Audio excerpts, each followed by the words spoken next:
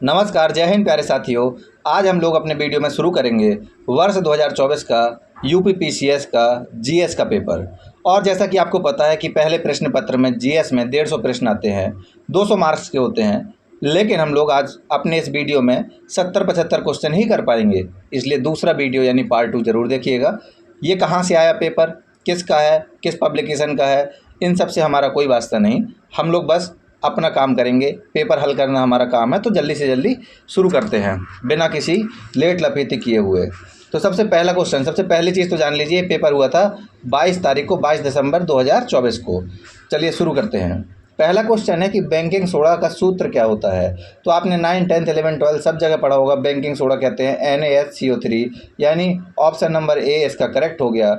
अब देखिए पढ़ना आपको कैसे है, हालांकि पेपर सॉल्व करा रहे हैं इसलिए बहुत ज़्यादा टाइम नहीं लेंगे।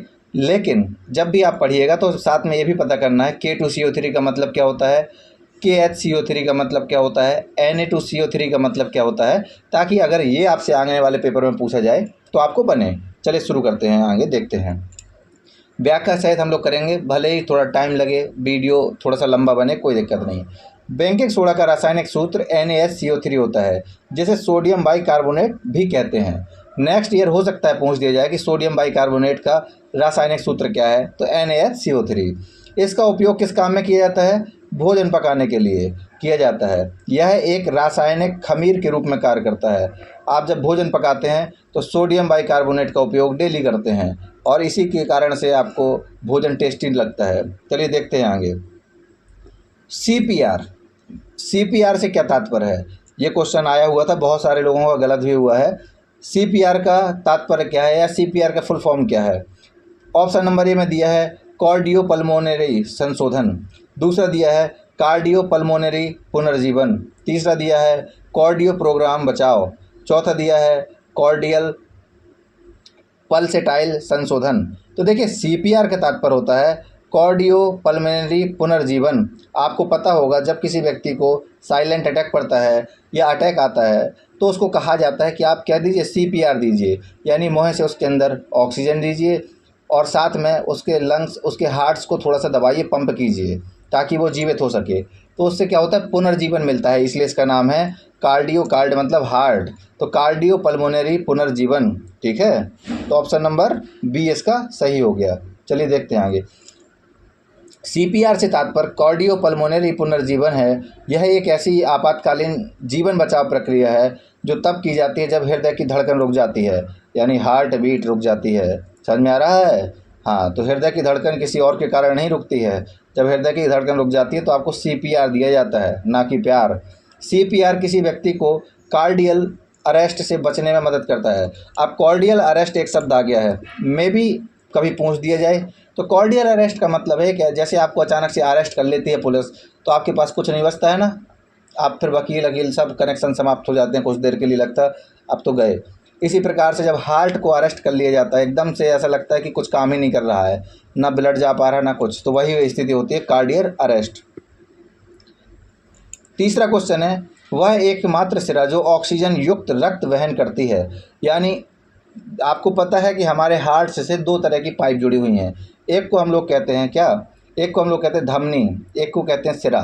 तो पूछा है कि एकमात्र सिरा, यानी कोई एक ही ऐसी सिरा है जो ऑक्सीजन युक्त रक्त वहन करती है, मतलब अंदर ऑक्सीजन मिला हुआ रक्त या ब्लड ले जाती है, उसको क्या कहते हैं। तो क्या उसको हेपेटिक पोर्टर सिरा कहते हैं, हेपेटिक पोर्टर सिरा यानी वेन। क्या उसको कार्डियक सिरा कहते हैं, तो ऐसी कोई सिरा नहीं होती है, आपको भी पता होगा। क्या उसको पल्मोनरी सिरा कहते हैं, तो बिल्कुल सही बात है, ऑप्शन नंबर सी, उसको कहते हैं पल्मोनरी सिरा। क्लियर। तो देखिए अगला दिया हुआ सिस्टिक सिरा, ये सब कुछ नहीं होता है, आपको सिर्फ पढ़ते हैं तो आप पल्मोनरी सिरा ऑलरेडी आपको पढ़ाया जाता है, किसी भी टीचर से पढ़िएगा या अपने आप पढ़िएगा, आप ये पढ़ते ही पढ़ते हैं। ऑक्सीजन युक्त रक्त फेफड़ों से पल्मोनरी शिराओं के जरिए हृदय के बाएं अलिंद की ओर जाता है। अब आपको ये तो पता ही है कि हृदय कुछ इस तरह की धड़कन होती है, हालांकि जो बनाया जाता है वो तो अलग प्रकार का, वो तो ऐसे बना देते हैं, ये हृदय रहा, पता नहीं कौन शुरू किया था ये हृदय। हाँ, तो उसमें आपको पता है कि 4 चैम्बर होते हैं, 2 अलिंद होते हैं, 2 निलय होते हैं, ये सब तो आप पढ़ते हैं, हालांकि यहाँ व्याख्या करने का टाइम है नहीं। चलिए बढ़ते हैं आगे। हाँ, तो देखिए ऑक्सीजन युक्त रक्त फेफड़ों से पल्मोनरी शिलाओं के जरिए हृदय के बाएं अलिंद की ओर जाता है। बायां अलिंद रक्त को बाएं नीले में पंप करता है, यानी कि बाएं अलिंद में जो रक्त है, तो बायां अलिंद रक्त को बाएं नीले में पंप करता है, बाएं नीले की ओर भेजता है, कहता है जाओ बाबू बाएं नीले की ओर जाओ। रक्त प्रणालीगत पथिगत परिपथ से होकर गुजरता है, शरीर के अंगों और ऊतकों तक ऑक्सीजन पहुंचाता है। क्वेश्चन नंबर 4 पढ़ते हैं। देखिए कुछ लोगों को लग रहा होगा कि खाली हिंदी में पढ़ रहे हैं, तो देखिए अगर अंग्रेजी में भी पढ़ने लगेंगे तो मान लीजिए 6-7 घंटे में एक पेपर ही हो पाएगा। पता पड़ा फिर आपको लगेगा 2 घंटे का पेपर तो 6 घंटे में हुआ, यहाँ अभी भी 2.5-3 घंटे लग जाना है व्याख्या करते समय। इसलिए अंग्रेजी का आप पढ़ लीजिएगा, नहीं तो फिर कभी मौका मिलेगा तो सिर्फ इंग्लिश वाला डिस्कस कर देंगे, ठीक है। मधुमेह जो कि एक बहुत ही सामान्य विकार है, संबंधित है, यानी सीधे शब्दों में पूछ रहा कि ये बताइए जो मधुमेह है वो बेसिकली किससे संबंधित है, यानी किस कारण से होता है। ऑप्शन नंबर ए में दिया है अग्न्याशय से यानी पैनक्रियास से, बी में दिया है लीवर या यकृत, सी में दिया है किडनी या वक्र, डी में दिया है गॉल ब्लैडर या पित्ताशय। तो सीधी बात है कि आपको भी पता है कि मधुमेह रोग का संबंध ना तो पित्ताशय से होता है और ना ही वक्र से होता है, इसका संबंध है न यकृत से बल्कि ऑप्शन नंबर ए अग्न्याशय ठीक है। आपको अच्छे से पता है कि हमारा जो अग्न्याशय, चलिए व्याख्या ही पढ़ लेते हैं क्या बताना। देखिए मधुमेह एक ऐसी शारीरिक स्थिति होती है जिसमें मानव शरीर में रक्त शर्करा बहुत अधिक हो जाती है, यानी कि हमारे शरीर के अंदर रक्त शर्करा जो है बहुत अधिक हो जाती है, एकदम हमारा ब्लड मीठा मीठा हो जाता है। इसका मतलब ये नहीं कि टेस्ट करने लगिएगा, ठीक है, क्योंकि आपको पता है ब्लड का पीएच मान 7 से अधिक होता है, क्षारीय प्रवृत्ति का है। मधुमेह रोग में अग्न्याशय पर्याप्त इंसुलिन नहीं बना पाता है, यानी जिस व्यक्ति को मधुमेह रोग हुआ है उसमें समस्या क्या है कि उसका जो अग्न्याशय है ये इंसुलिन नहीं बना पाता है। तो यहाँ आपको कई सारे क्वेश्चन के जवाब मिलेंगे। पहली चीज़, इंसुलिन का निर्माण कहाँ होता है? अग्न्याशय में। आप पढ़ेंगे अग्न्याशय में लैंगरहैंस की दीपिकाएँ पाई जाती हैं, वहाँ ये बनता है, ठीक है। तो पूछेगा मधुमेह रोग का संबंध किस अंग से है? अग्न्याशय से। मधुमेह रोग किस कारण से होता है? इंसुलिन की कमी के कारण से। ये सारे क्वेश्चन ऑलरेडी पूछे जा चुके हैं और पूछे जाते रहेंगे, नहीं तो क्या पूछेगा, ठीक है। मानव शरीर इंसुलिन के प्रभावों पर ठीक प्रतिक्रिया नहीं करता है। इस रोग के उपचार के लिए इंसुलिन की मात्रा को नियंत्रित किया जाता है। जिसको शुगर हो जाता है उसको बहुत सारी चीज़ें बंद कर दी जाती हैं, कहा जाता है ना चावल आवल कुछ ना खाओ, चीनी कुछ ना खाओ, शुगर फ्री खाओ। क्यों? इंसुलिन बनने तो थोड़ा इंसुलिन को कंट्रोल होने दो, कम हो गया है। चलिए अगला देखते हैं। तो इसी कड़ी में हमने 4 क्वेश्चन कर लिए हैं, कोई बहुत बड़ी बात नहीं है। हालांकि 5वां देखते हैं। हाल ही में कोविड-19 महामारी के कारण वैश्विक विराम का, यानी कि हाल ही में कोविड-19 जो महामारी है के कारण वैश्विक विराम का कारण है। तो यहाँ बेसिकली पूछा है कौन सा, क्या था वो वायरस के बारे में पूछा है, ठीक है। तो ये आपको पता होगा कि एक इसी का मिलता जुलता वायरस था, इसका नाम था सार्स। तो यहाँ पर ऑप्शन नंबर बी सही है बस। अब आपको ये भी पता होना चाहिए कि H5N1 का संबंध किससे है। अभी यहाँ तो समय नहीं है कि जो बताएं। या मर्स कोव 2 क्या है, ठीक है। तो मर्स वायरस आपको पता है जैसे ऊँट में पाया जाता है, अफ्रीका के जंगलों में इसकी खोज हुई थी वगैरह वगैरह। हाँ, सार्स वगैरह का संबंध चाइना से है। वर्ष 2019 में पहचाने गए कोरोना वायरस सार्स कोव 2 यानी severe acute respiratory syndrome corona virus 2 एक श्वसन संबंधी महामारी थी, यानी सांस से संबंधित महामारी थी, जिसे कोविड-19 नाम दिया गया। ये नाम दिया गया था कोविड-19। किसी ने 2 महीने 2.5 महीने बर्बाद किए थे सबके। कोरोना वायरस एक व्यक्ति से दूसरे व्यक्ति में फैल सकता है। बिल्कुल सही बात है, आपको पता होगा इस बारे में, तो अच्छे से पता होगा कैसे फैलता है। छींकने से, संपर्क में आने से, उसके द्वारा उपयोग की हुई चीज़ का उपयोग करने से। कोविड-19 का पहला मामला 1 दिसंबर 2019 को रिपोर्ट किया गया था, इसलिए इसका नाम दिया गया था कोविड-19, क्योंकि दिसंबर 2019 में ये देखा था। ये कब है? चलो चलिए बढ़ते आगे।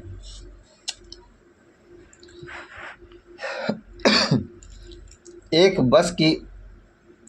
बस एक निश्चित दूरी की आधी दूरी v1 गति से पूरा करता है, यानी एक बस है जो चल रही है, उसको अगर 2 किलोमीटर जाना है तो वो 1 किलोमीटर की दूरी v1 गति से पूरी करती है तथा आधी दूरी v2 गति से पूरी करती है।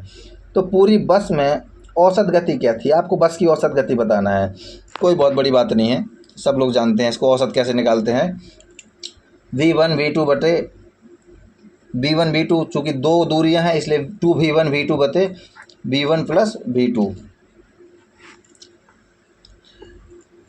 चलिए अगला देखते हैं। भूमि पर रहने वाले पौधे और जानवर क्या कहलाते हैं। सिंपल सी बात है, ज़मीन पर जो जानवर रहते हैं और जो पौधे रहते हैं उनको क्या कहते हैं, क्या उनको जैविक कहते हैं। तो जैविक का मतलब तो है वो सभी जिनमें जीवन है, तो इसका तो कोई लेन देना ही नहीं है, इसलिए ये गलत हो गया। स्थलीय निवासी, बिल्कुल सही बात है, यानी टेरेस्ट्रियल हैबिटेंट्स, तो बी नंबर इसका एकदम करेक्ट हो गया, क्योंकि स्थलीय निवासी हैं।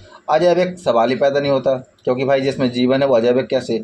जलीय सवाल ही पैदा नहीं होता, क्योंकि स्थल पर रह रहा है।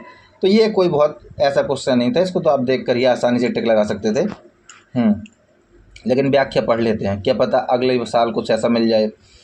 स्थलीय आवास पर, स्थलीय आवास वह आवास है जो भूमि पर पाया जाता है, जैसे जंगल, घास के मैदान, रेगिस्तान, आर्द्र भूमि। आर्द्र भूमि का मतलब ऐसी जगह जहाँ पर जैसे मासिन राम वगैरह, ठीक है। और मानव आवास जहाँ हम लोग रहते हैं। स्थलीय आवास मानव निर्मित भी होते हैं, सही बात है, हम लोगों के अपने बने हुए मकान जैसे शहर, खेत, तालाब इत्यादि। स्थलीय आवास पर रहने वाले पौधे और जानवर स्थलीय निवासी कहलाते हैं। कोई बहुत बड़ी बहादुरी का क्वेश्चन नहीं था ये। वह जोड़ जहाँ गर्दन सिर से मिलती है, ये काफ़ी डेप्थ से पूछा हुआ क्वेश्चन था, यानी कि आप कंकाल तंत्र से अगर पढ़ रहे हैं ठीक से तो आपको ये तब मिलेगा इसके बारे में जानने को। वह जोड़ जहाँ गर्दन सिर से मिलती है, तो अपनी गर्दन देखिए और देखिए सिर से कहाँ मिल रही, पीछे हाथ लगाइए अपने गर्दन में, तो सॉकेट को कहा जाता है पिक्टल जोड़। हालांकि ये कोई अगर थोड़ा सा आपको पढ़ाया गया है, आपने पढ़ा है डेप्थ से, तो ये बन जाता पिक्टल जोड़। क्लियर। देखिए, वह जोड़ जहाँ गर्दन सिर से मिलती है पिक्टल जोड़ कहलाती है। ये वो जोड़ होते हैं जो हड्डियों को एक ही अक्ष के चारों ओर घूमने में सहायता करते हैं। अब सोचिए अगर ऐसा होता कि आपकी गर्दन सीधे सीधे जॉइंट होती अप डाउन जैसे, तो आप सिर्फ ऊपर कर सकते गर्दन या नीचे, घुमा नहीं सकते। इसलिए इस जोड़ को नाम है पिक्टल जोड़, और बहुत इंपॉर्टेंट है, याद रखिएगा। पिक्टल जोड़ एक सिनोवियन जोड़ है जिसमें दो हड्डियों के सिरे जुड़ते हैं। इस जोड़ में एक बेलनाकार हड्डी दूसरे लिगामेंट के अंदर घूमती है, जो जोड़ के चारों ओर एक वलय बनाते हैं। ठीक है, चलिए आगे बढ़ते हैं। इनमें से रोग पैदा करने वाला सूक्ष्मजीव कौन सा है। देखिए, रोग पैदा करता है उसको कहते हैं रोगाणु।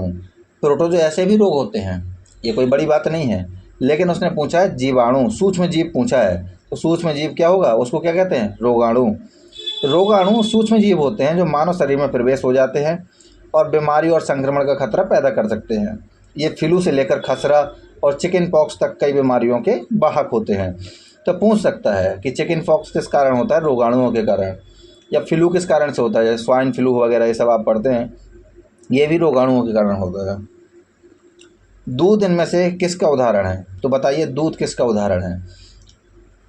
तो दूध उदाहरण है इमल्सन का, ऑप्शन नंबर ए सही है। देखिए, दूध इमल्सन और कोलाइड का उदाहरण है। पायस तरल पदार्थ होते हैं जिनका रंग सामान्यतः सफ़ेद से लेकर दूधिया सफ़ेद होता है। ये पानी और सिंथेटिक रेंजिन कणों से मिलकर बने होते हैं जो पानी में समान रूप से फैले होते हैं। अब देखिए, अगर व्याख्या भी करने लगे और समझाने भी लगे तो बहुत टाइम लग जाएगा, इसलिए जो लिखा है उसी को एज इट इज़ जल्दी जल्दी पढ़ते जा रहे हैं, क्योंकि बहुत टाइम लगेगा, फिर ज़्यादा लंबा पेपर हो जाए तो उसमें भी बोरियत महसूस होती है। निम्नलिखित घटनाओं पर विचार कीजिए तथा इनको कालानुक्रम अनुसार व्यवस्थित कीजिए, यानी इनके कालक्रम के अनुसार व्यवस्थित कीजिए भैया। तो पहला दिया है विश्व विरासत दिवस, दूसरा दिया है विश्व थायराइड दिवस, विश्व तंबाकू निषेध दिवस, अंतर्राष्ट्रीय प्रकाश दिवस। आसान नहीं था, टफ था। जिन लोगों को प्रॉपर फैक्ट्स रटे हुए थे ये क्वेश्चन उन्हीं के लिए था, क्योंकि चारों के बारे में जब तक आपको जानकारी नहीं होगी तब तक आप इसका जवाब नहीं दे पाएंगे। जैसे इसका जवाब दिया हुआ है ऑप्शन नंबर डी। तो पढ़ते हैं क्या है। विश्व विरासत दिवस मनाया जाता है 18 अप्रैल को। इसमें बेसिकली हमारी जो विरासतें हैं उनके संरक्षण की बात की जाती है, उनकी ओर ध्यान आकर्षित कराया जाता है। अंतर्राष्ट्रीय प्रकाश दिवस मनाया जाता है 16 मई को। विश्व थायराइड दिवस मनाया जाता है 25 मई को। आपको पता होगा थायराइड की कमी से कौन सा रोग होता है, ये सब चीज़ें। विश्व तंबाकू निषेध दिवस 21 मई को मनाया जाता है।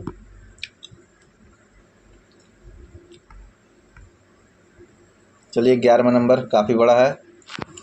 यहाँ पर सूची दी हुई है, एक और दिया है व्यक्ति, दूसरी ओर दिया है कारण। तो दिया है गोपी थोटाकुरा, अब ये स्पोर्ट्स से संबंधित है।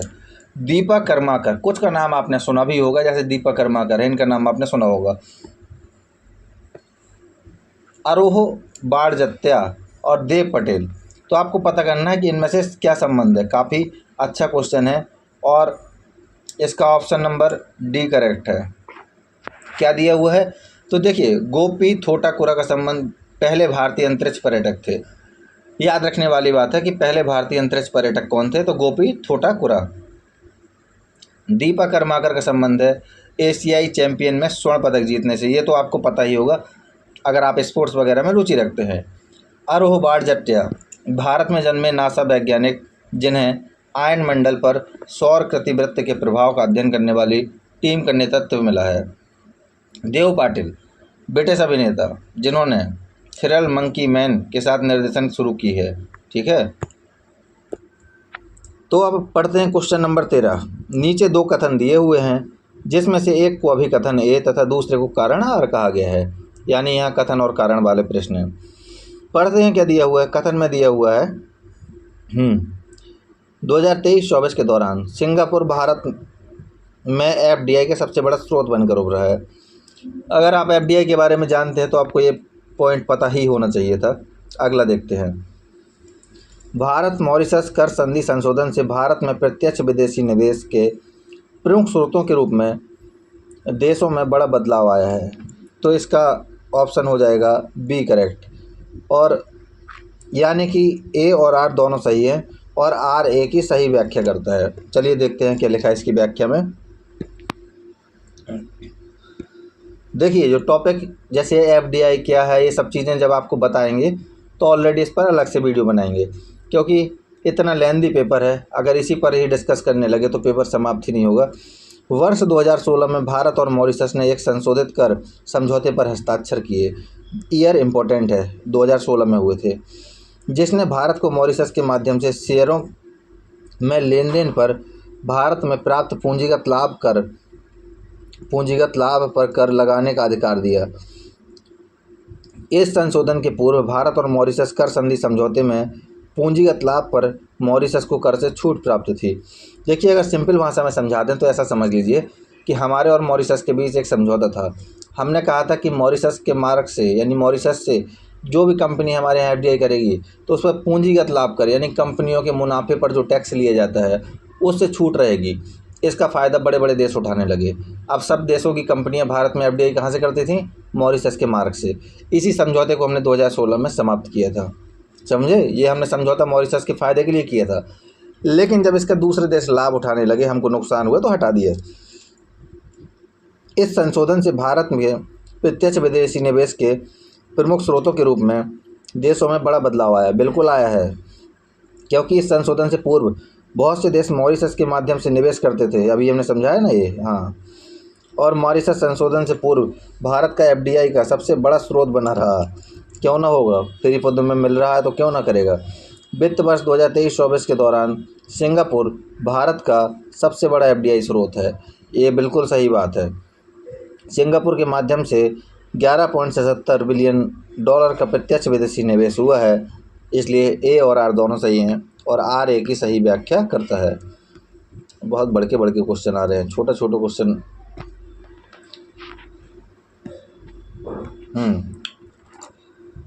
क्वेश्चन नंबर 14 में दिया हुआ है 7वीं भारत इंडोनेशिया संयुक्त रक्षा सहयोग समिति की बैठक के संदर्भ में निम्नलिखित में से कौन सा कथन सही है। यानी 7वीं भारत इंडोनेशिया संयुक्त रक्षा सहयोग समिति की बैठक हुई। अब न्यूज़ में आपको यही ऑब्जर्व करना है, जैसे यहाँ 7वीं हुई तो किसी के साथ 6वीं होगी, किसी के साथ 10वीं होगी, तो ऐसे क्वेश्चन पूछे जा सकते हैं। ठीक है, क्या दिया हुआ है,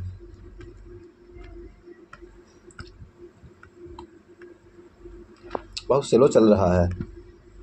देखिए इस बैठक में इंडोनेशिया ने रक्षा उद्योग, समुद्री सुरक्षा, एक एक पॉइंट को ध्यान से पढ़िएगा, रक्षा उद्योग, समुद्री सुरक्षा और बहुपक्षीय सहयोग के क्षेत्रों में सहयोग बढ़ाने पर सहमति जताई है।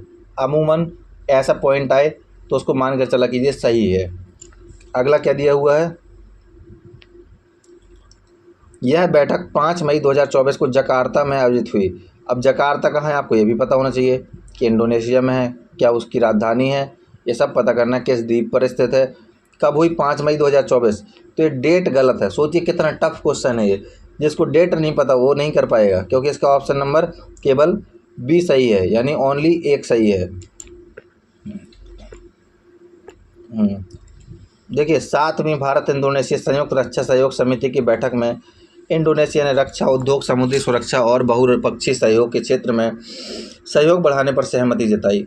यह बैठक 3 मई 2024 को नई दिल्ली में हुई और यहाँ कितना दिया हुआ था 5 मई। देख रहे हैं 2-2 दिन से आयोग खेल रहा है। 15वां FWD 200B के संदर्भ में निम्नलिखित कथनों में से कौन सा सही है। ये कभी चर्चा में रहा होगा। FWD 200B आयोग को पसंद आ गया ये अक्षर, उसने उठा लिया। यह भारत का पहला स्वदेशी बम वर्षक UAV का मतलब है अनमैन्ड एविएशन व्हीकल, यानी ऐसा विमान जिस पर कोई इंसान नहीं बैठेगा, रिमोट से कंट्रोल होगा या ऑटोमेटिक होगा। ठीक है, इसकी पेलोड क्षमता 100 किलोग्राम है। तो इसका ऑप्शन नंबर केवल बी सही है, यानी केवल एक सही है इसका। ठीक है, यानी UAV एयरक्राफ्ट यह भारत का पहला स्वदेशी बम वर्षक UAV विमान है। नाम क्या है FWD 200B। व्याख्या पढ़ते हैं। FWD 200B भारत का पहला स्वदेशी लड़ाकू मानव रहित विमान है, यानी हमारे अपने देश में बनाया हुआ, यानी स्वदेशी लड़ाकू विमान। लड़ाकू विमान जाहिर सी बात है सेना के पास रहेगा। यह पूर्णतः भारत में डिजाइन, यानी इसकी डिज़ाइन भी हम ही लोगों ने की है। पहले डिज़ाइन कराते थे कहीं और की बना दो, और निर्मित भी हम ही ने किया है। इसका उपयोग निगरानी में, हवाई हमलों में और बम वर्षा के लिए किया जा सकता है। FWD 200B एक मध्यम ऊंचाई वाला है। इसका एक पॉइंट इंपॉर्टेंट है, नेक्स्ट ईयर भी क्वेश्चन आपके किसी न किसी एग्जाम में बन सकता है, क्योंकि जो स्वदेशी है ये बहुत इंपॉर्टेंट हो जाता है। तो ऊंचाई पूछ सकता है। ये मध्यम ऊंचाई का विमान है जो 102 किलोग्राम पेलोड उठा सकता है। और यहाँ देख लीजिए, यहाँ दिया हुआ था 100 किलोग्राम, यानी पॉइंट 102 से 2 किलोग्राम ज़्यादा था। लेकिन ये क्वेश्चन इसलिए समझ सकते हैं आप कितना स्तर डेप्थ है। तथा 30 किलोग्राम पेलोड ले जा सकता है। अतः लोक सेवा आयोग की उत्तर कुंजी में इसका उत्तर ए माना गया, लेकिन इसका सही उत्तर बी है। यानी लोक सेवा आयोग ने, तो यही तो दिक्कत है। अब जो लोक सेवा आयोग ने माना आपको वही मानना है। ए और बी दोनों सही हैं। भारत ऑस्ट्रेलिया आर्थिक सहयोग और व्यापार समझौता। देख रहे हैं, जब आप न्यूज़पेपर पढ़ें तो किस देश के साथ हमारा कौन सा समझौता है, ये बहुत इंपॉर्टेंट है, क्योंकि क्वेश्चन आप देख रहे हैं धड़ाधड़ क्वेश्चन इसी चीज़ से पूछे जा रहे हैं। IR यानी इंटरनेशनल रिलेशन के अंतर्गत आता है ये, लेकिन मानेंगे ही नहीं। भारत ऑस्ट्रेलिया आर्थिक सहयोग और व्यापार समझौता यानी इंडस ऑस्ट्रेलिया ECTA के संदर्भ में निम्नलिखित कथनों में से कौन सा कथन सही है। यह FTA के लिए अपनी तरह की पहली पहल है। FTA फ्री ट्रेड एग्रीमेंट के लिए अपनी तरह की पहली पहल है। बैठक में भारत के वाणिज्यिक सचिव भी श्री सुनील वर्थवाल ने भाग लिया। अब आप समझ सकते हैं, पहले पूछा जाता था कि ये इस पद पर कौन बैठा है, उनका नाम क्या है, वो सब दौर ख़त्म। यहाँ पूछ लिया कि वाणिज्यिक सचिव यानी कौन बैठे थे। आप न्यूज़पेपर से पढ़ेंगे तभी ये कवर होगा। सुनील वर्थवाल ने भाग लिया, तो ए और बी दोनों सही हैं।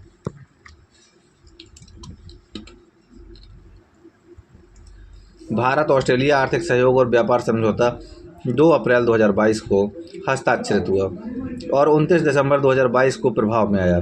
दोनों चीज़ इम्पोर्टेंट हैं। ये कब हुआ ये भी इम्पोर्टेंट है, कब प्रभाव में आया। हाँ, तो आगे देखते हैं। देखिए, तत्कालिक समय में ये समझौता पहला मुक्त व्यापार समझौता था, यानी जिस समय ये समझौता हुआ उस समय तो ये पहला मुक्त व्यापार समझौता था, जैसे भारत ने किसी प्रमुख विकसित देश के साथ हस्ताक्षरित किया। तो ये भी क्वेश्चन पूछ सकता है कि कौन सा देश था जिसके साथ भारत ने सबसे पहला एक फ्री ट्रेड एग्रीमेंट हस्ताक्षरित किया, तो ऑस्ट्रेलिया। जैसे भारत ने किसी विकसित देश के साथ हस्ताक्षरित किए, यह दोनों देशों के बीच व्यापार को प्रोत्साहित करने के लिए, सीधी बात है व्यापारिक समझौता है तो व्यापार ही तो करेगा, अब कट्टा बारूद थोड़ी खरीदेगा। संस्थागत तंत्र प्रदान करता है। अप्रैल 2024 में भारत ऑस्ट्रेलिया ECTA संयुक्त समिति की पहली बैठक का नेतृत्व वाणिज्यिक सचिव सुनीला बर्थवाल ने किया। यह बैठक कहाँ हुई थी? सिडनी और मेलबर्न में हुई थी। अब आपको तुरंत एटलस में देखना चाहिए सिडनी कहाँ पर है, मेलबर्न कहाँ पर है। यहाँ पर प्रमुख मैच होते हैं भारत के ऑस्ट्रेलिया के साथ। चलिए बढ़ते हैं आगे। फिर से सूची 1 और सूची 2 दी हुई है। क्वेश्चन नंबर कौन सा है? 17। हाँ, संयुक्त अभ्यास दिए हुए हैं और उनकी तिथियां दी हुई है। अब सोच लीजिए, टफ क्वेश्चन यही होते हैं। आप संयुक्त अभ्यास रट कर जाते हैं, वहाँ तिथि भी दे दी, इससे खतरनाक बात क्या होगी। भारत उज्बेकिस्तान संयुक्त सैन्य अभ्यास डस्ट लिस्ट 19 से 27 फरवरी 2024। ठीक है। अगला दिया है भारत फ्रांस संयुक्त सैन्य अभ्यास शक्ति। पहले यही पूछता था कि भारत और फ्रांस के बीच कौन सा सैन्य अभ्यास होता है? शक्ति। रट्टा मार लेते थे सभी लोग, अब ऐसे काम नहीं चलने वाला। ये 3 अप्रैल दे रहा है। अप्रैल 15 से 28 2024 को हुआ। तीसरा देखते हैं।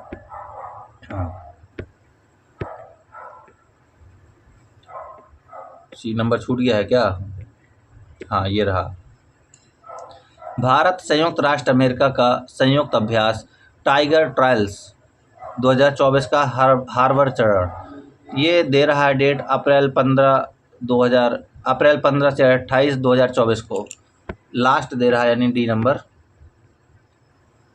मिलन ये मार्च 18 से 25 2024 को। तो इसका आंसर सीधे देखते हैं। चलिए, इस पर क्या जूझना। ऑप्शन नंबर डी इसका करेक्ट है। भारत उज्बेकिस्तान संयुक्त सैन्य अभ्यास डस्ट लिस्ट हुआ था 15 से 28 अप्रैल 2024 को। क्लियर। भारत फ्रांस संयुक्त सैन्य अभ्यास 13 से 26 मई 2024। यानी ये क्वेश्चन आप तब कर पाते जब आपको एग्जैक्ट डेट पता है। कम से कम आपको मंथ तो पता ही होना चाहिए था, क्योंकि अगर आप देख रहे हैं अप्रैल मई मार्च फरवरी, मंथ से भी ये निकल जाता। मिलन ये हुआ फरवरी 2024 में। और भारत संयुक्त राज्य अमेरिका के बीच टाइगर ट्रायल्स हुआ 18 से 25 मार्च 2024।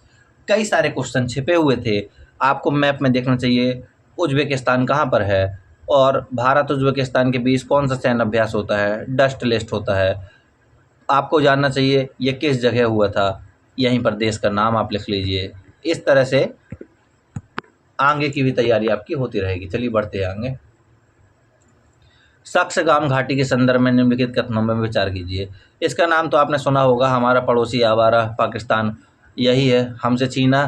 पहले छोटे से क्षेत्र को जिसको सक्सगाम घाटी कहते हैं, डर के कारण चीन को दे दिया, तब से चीन के पास है। चलिए देखते हैं क्या दिया हुआ है। सक्सगाम घाटी के संदर्भ में निम्नलिखित में से कौन सा कथन सही है? यह घाटी रणनीतिक रूप से महत्वपूर्ण क्षेत्र है जो पाकिस्तान के कब्जे वाले कश्मीर का हिस्सा है। एकदम सही बात है, ये पाकिस्तान के कश्मीर वाले कब्जे का हिस्सा है, इसमें कोई डाउट नहीं है।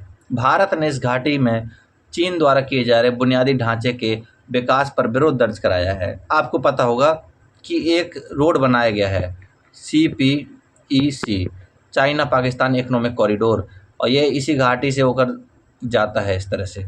तो भारत ने आपत्ति दर्ज की है, इसलिए ए और बी दोनों सही हैं। सक्सगाम घाटी रणनीतिक रूप से महत्वपूर्ण क्षेत्र है जो पाकिस्तान के कब्जे वाले कश्मीर का हिस्सा है। भारत ने हाल ही में POK के ट्रांस काराकोरम गलियारे, ये एक रोड बन रहा है जिसका नाम है ट्रांस काराकोरम।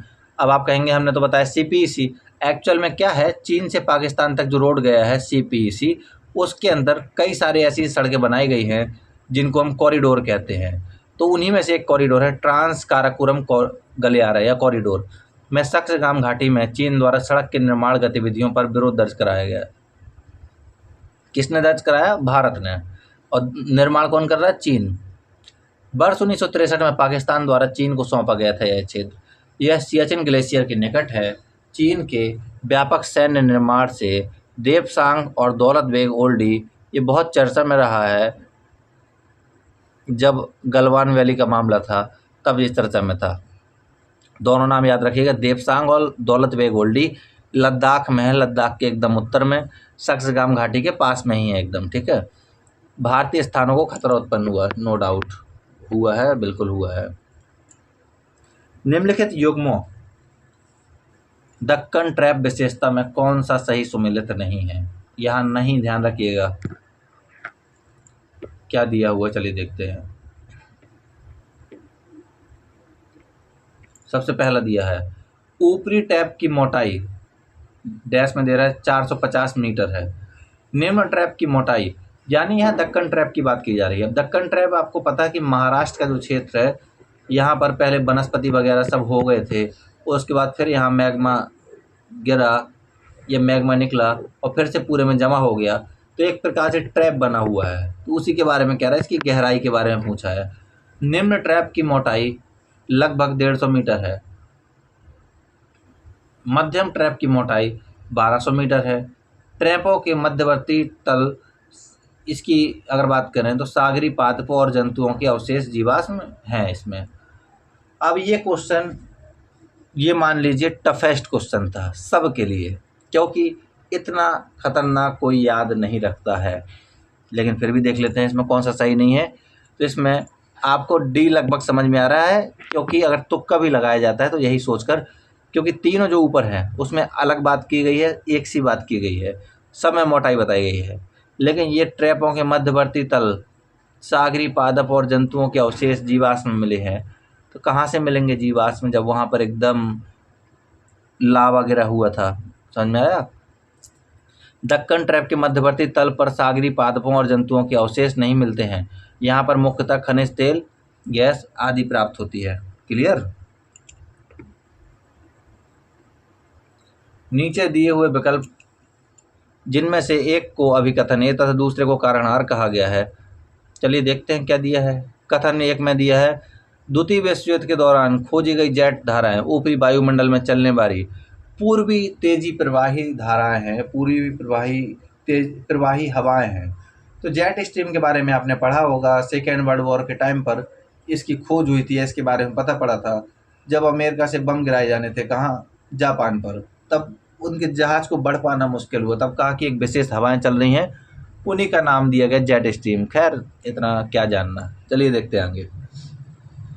जेट प्रवाहों की प्रवाह गति या जेट धाराओं की प्रवाह गति 300 से 500 किलोमीटर प्रति घंटा होती है। बहुत खतरनाक है 300 किलोमीटर, समझ सकते हैं आप। तो ऑप्शन में क्या दे रहा है? ऑप्शन में दे रहा है ए सही है किंतु आर गलत है। ए और आर दोनों सही हैं, आर ए की सही व्याख्या नहीं करता है। अगला दे रहा है कि ए और आर दोनों सही है और आर ए की सही व्याख्या भी करता है। ए गलत है किंतु आर सही है, तो इसका आंसर है डी, यानी ए सही है लेकिन आर गलत है। क्योंकि देखिए, द्वितीय विश्व युद्ध के दौरान खोजी गई जेट धाराएं उच्च ऊंचाई वाली पूर्वी हवाएं नहीं हैं। सॉरी, हमने आपको बोला है कि ए सही है, नहीं, ए गलत है, आर सही है। क्योंकि जेट हवाएं पूर्वी हवाएं नहीं, यानी पूर्व से नहीं चलती हैं बल्कि पश्चिम से चलती हैं। ठीक है, जब क्लाइमेट आप पढ़ेंगे कि भारत के उत्तरी क्षेत्र में उच्च दाब कब बनता है, तो आपको ये पढ़ाया जाएगा। द्वितीय विश्व युद्ध के दौरान खोजी गई जेट धाराएं उच्च ऊंचाई वाली पूर्वी हवाएं नहीं, ये उच्च ऊंचाई वाली पश्चिमी हवाएं हैं जो ऊपरी वायुमंडल में पश्चिम से पूर्व की ओर चलती हैं। बाकी दूसरा पॉइंट एकदम सही है कि 300 से 500 किलोमीटर प्रति घंटे तक रफ्तार होती है। यहाँ देशों के नाम दे दिए हैं और पर्वत दे दिए हैं। आसान क्वेश्चन था, अच्छा क्वेश्चन था। यहाँ सूची 1 और सूची 2 दी हुई है। अब आपको अगर पर्वत पता है दुनिया के तो आप लगा लेंगे। जैसे स्पेन फ्रांस में दिया है आल्पस, आपको पता है कि आल्पस नहीं है। स्विट्जरलैंड में एपेनाइन, बुल्गारिया में पिरेनीज, इटली में बाल्कन। अब आपको टिक लगाने हैं, तो कैसे लगाएंगे इसमें, ऐसे समझिए। जैसे ये दिया हुआ है स्पेन और फ्रांस, यहाँ पर कौन सा पर्वत है, तो यहाँ पर पाया जाता है पिरेनीज पर्वत, यानी ए का 3 लगाइए, चेक कीजिए कहाँ पर आपको दिख रहा। तो ए नहीं, ये नहीं हो सकता है, ये नहीं हो सकता है। क्यों? यहाँ पर 3 है, यहाँ पर 3 है, तो कम से कम 50% संभावना तो हो गई आपके सही होने की। स्विट्जरलैंड की अगर आप बात करेंगे तो एल्प्स पर्वत है वहाँ पर, ये अधिकांश लोगों को पता ही होता है। तो बी का 1, तो बी का 1 तब भी ये है। अब आपको और भी पता करना पड़ेगा। इटली में आपको पता है कौन सा पर्वत है, तो इटली में आपका पर्वत है वाल्कन। कौन सा? वाल्कन। तो यहाँ पर डी का 2 देखिए, ये रहा। इस हिसाब से आपका ये सही हो गया ऑप्शन नंबर डी। और बुल्गारिया में कौन सा है? एपेनाइन पर्वत है।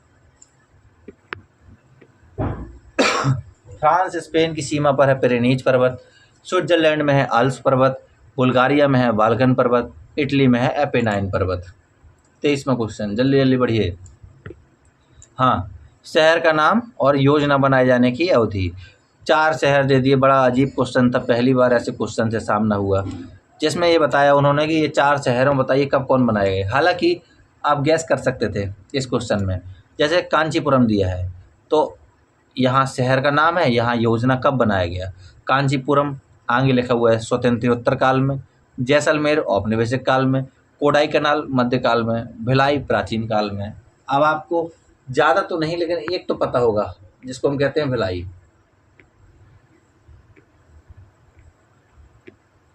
तो इसका सही आंसर है ये।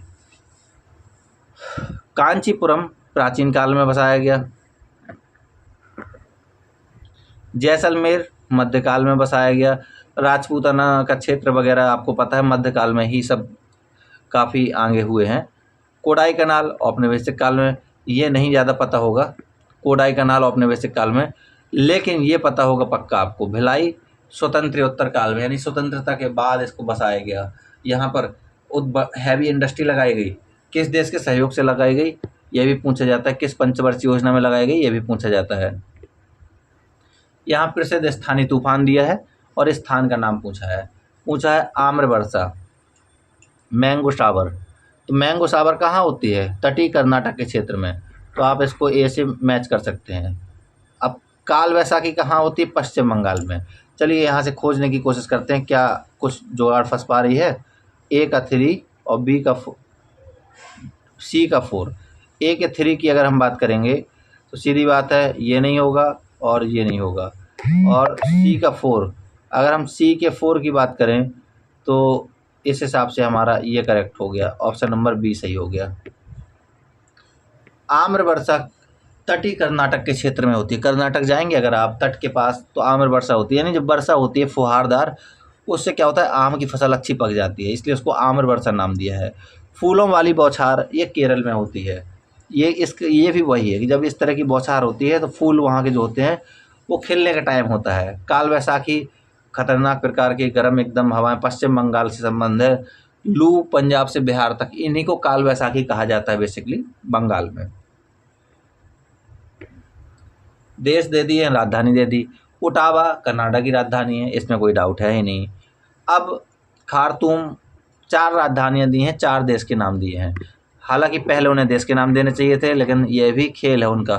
पहले अगर देश के नाम दिए होते बाद में राजधानियां दी होती तो शायद आपको आसान हो जाता थोड़ा। उन्होंने कहा नहीं, बढ़ा दिया जाए।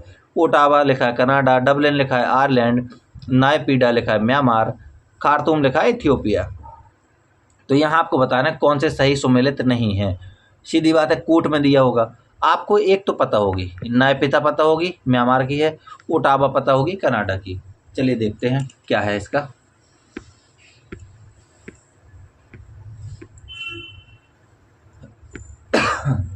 हाँ, ओटावा कनाडा की है, डबलिन आयरलैंड की है, नायपीडा म्यांमार की है, खार्तूम यहाँ गलत है क्योंकि खार्तूम इथियोपिया की नहीं बल्कि सूडान की राजधानी है, और ये सूडान एक अफ्रीकी देश है। जैसे जाएंगे आप इजिप्ट के नीचे ही आपको मिलेगा सूडान, दक्षिणी सूडान। समझ में आ रहा है? चलिए आगे बढ़ते हैं। यहाँ दी है नहरें और नदियाँ, ये यूपी स्पेशल का क्वेश्चन है। ऊपरी बारी दोआब नहर, सरहिंद नहर, गुड़गांव नहर, इंदिरा गांधी नहर। तो एक चीज़ तो कंफर्म आपको पता है, हर किसी को पता है कि इंदिरा गांधी नहर का संबंध है सतलज नदी से। चलिए खोजने की कोशिश करते हैं कि क्या ये सटीक बैठ रहा है। डी का 3, तो देखिए डी का 3 जैसे ही आपने मैच किया तो आपका आंसर निकल आया, ऑप्शन नंबर बी। लेकिन बाकी चूँकि हम लोग यहाँ पेपर नहीं दे रहे हैं इसलिए हम लोग चारों पढ़ेंगे। ऊपरी बारी दोआब नहर का संबंध है रावी नदी से, यानी रावी नदी में आप जाएंगे देखेंगे तो रावी नदी से एक नहर निकाली गई है जिसका नाम है ऊपरी बारी दोआब नहर। एक नहर सतलज नदी से निकाली गई, उसका नाम है सरहिंद नहर। याद रखिएगा, सा से सतलज, सा से सरहिंद, ठीक है। गुड़गांव नहर यमुना से, ये याद रखने का तरीका है कि गुड़गांव के आसपास से एक नदी निकलती है, इसका नाम है यमुना नदी। यहीं पर इसकी सहायक नदी भी है हिंडन नदी। इंदिरा गांधी नहर तो सभी को पता है, ये तो बचपन से रटा दी जाती है 5 रुपए वाली किताब में कि इंदिरा गांधी नहर सतलज नदी से निकलती है, सतलज, रावी और ब्यास से निकलती है। ठीक है, हाँ सतलज ही याद रखिएगा, रावी ब्यास से भी संयुक्त है, क्योंकि कोई नहर ऐसे ही नहीं निकाली जाती है। नदी के पास में डैम बनाया जाता है अच्छा भारी, उस डैम से नहर निकाली जाती है। ऐसा थोड़ी है कि नदी बह रही है ऐसे इसी से सीधे नहर निकाल दी, पता पड़ा नदी का पानी कभी इधर कभी उधर, ऐसा नहीं होता है। नदी का ओवरफ्लो वाटर आएगा ये रिजर्व में, और रिजर्व से बना होता है एक डैम, उससे फिर नहर निकलती है। ये भी एक प्रक्रिया है। हालांकि कौन सा आपको इंजीनियर बनना है। हाँ, बड़ा अजीब सा क्वेश्चन था ये वाला, और आयोग का सौभाग्य है पता नहीं कहाँ से खोज कर लाया था। निम्नलिखित, हालांकि अच्छा क्वेश्चन है, निम्नलिखित युग्मों यानी फसल विशेषता में से कौन सा सही सुमेलित नहीं है। चावल उत्पादन की पश्चिमी सीमा निर्धारित करने वाली समवर्षा रेखा 100 से 150 सेंटीमीटर, 100 सेंटीमीटर दिया हुआ है। देखिए, समवर्षा रेखा का मतलब है वर्षा की समान मात्रा को निर्धारित करता हो जो, जैसे मान लीजिए यहाँ पर 100 सेंटीमीटर वर्षा होती है, यहाँ पर 100 सेंटीमीटर, यहाँ पर समवर्षा रेखा ऐसी जाएगी, कहेंगे ये समवर्षा रेखा है। ऐसे ही समान तापमान वाले स्थानों को मिलाने वाली रेखा समताप रेखा कहलाती है। समान आर्द्रता वाले स्थानों को मिलाने वाली रेखा समार्द्र रेखा कहलाती है। ठीक है, चावल उत्पादन के अधीन सर्वाधिक क्षेत्रफल वाला राज्य यहाँ दिया हुआ है उत्तर प्रदेश, हो भी सकता है, अभी देखते हैं आगे। हाँ, एक वर्ष में चावल की 3 फसलें पैदा करने वाला राज्य, ये काबिलियत पश्चिम बंगाल के पास है, नो डाउट। एक वर्ष में 3 चावल की खेती करता है, क्यों? पानी की उपलब्धता है, बढ़िया अच्छी जगह है। हाँ, अगला दिया चावल उत्पादन में बिहार का योगदान 15.7%। ये सरासर गलत है, क्योंकि 15% आप इसी आंकड़े से समझ सकते थे कि बिहार चूँकि इतना बड़ा भी नहीं है, और चावल की खेती अगर देखी जाए तो क्षेत्रफल के हिसाब से उत्तर प्रदेश में ज़्यादा है, तो सीधी बात है कि ये कैसे हो सकता है कि 15% चावल पैदा कर ले, नहीं हो सकता, इसलिए ये गलत है।